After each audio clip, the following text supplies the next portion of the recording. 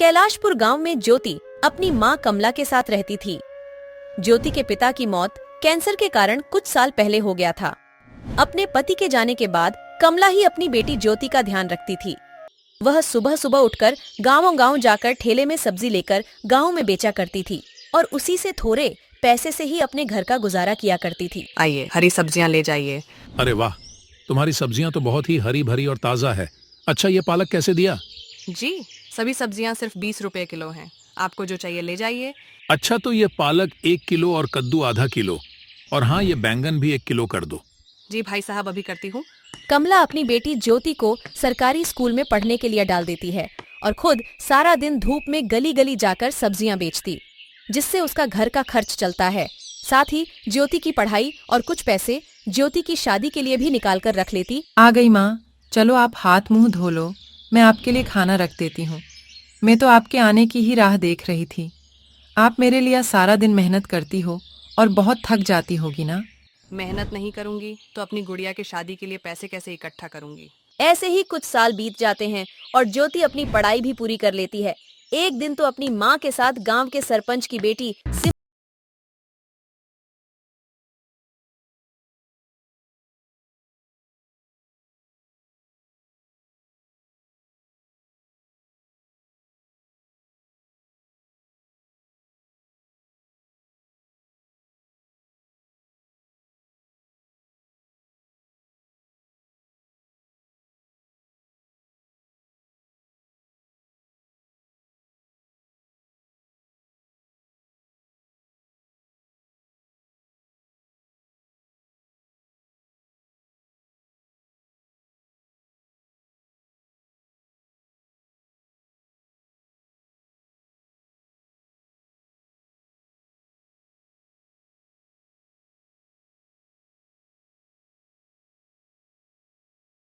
बाद ममता अपनी बड़ी बहू और दोनों बेटों के साथ सोनम के घर जाती है और उसकी माँ से उसका हाथ मांगती है। बहन जी, मैं गरीब सब्जी वाली हूँ और आपके बड़े घर में रिश्ता जोड़ने की मेरी हैसियत नहीं है। आंटी, रिश्ता हैसियत देखकर नहीं बल्कि दिल देखकर जोड़ा जाता है और हमें ज्योति पहली नजर में ही भा गई। सही कहा बेटा तुमने, और हमें इस शादी से कोई दिक्कत नहीं है। ज्योति के लिए बड़े घर से आया रिश्ता देख कोमल खुश हो गई। ने अपनी जमा पूंजी निकाली और उसने अपनी बेटी की शादी की तैयारियां शुरू कर दी। सब तैयारियां होने के बाद वह अपनी बेटी को ब्राइडल लहंगा दिलाने के लिए ज्योति के साथ शहर गई और सुंदर सा ब्राइडल लहंगा उसके लिए ले आई। मैं जानती हूँ बेटी, तुझे सरपंच जी की बेटी जैसा ब्राइडल लहंगा लेने का मन था, पर तेरी माँ के पास इतने पैसे नहीं कि तुझे इतना महंगा दिला सके।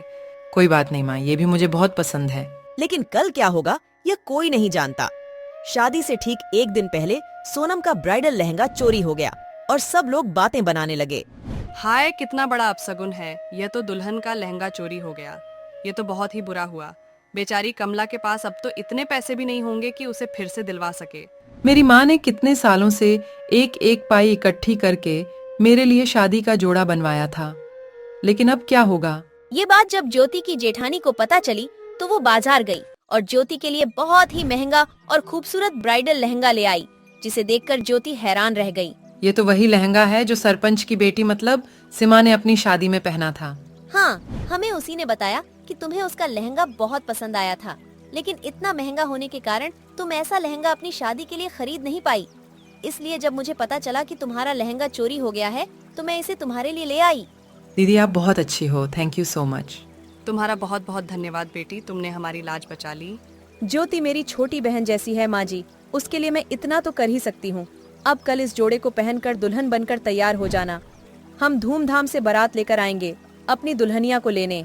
अगले दिन जब ज्योति वह ब्राइडल लहंगा पहनकर तैयार होती है तो वह किसी अप्सरा से कम नहीं लगती।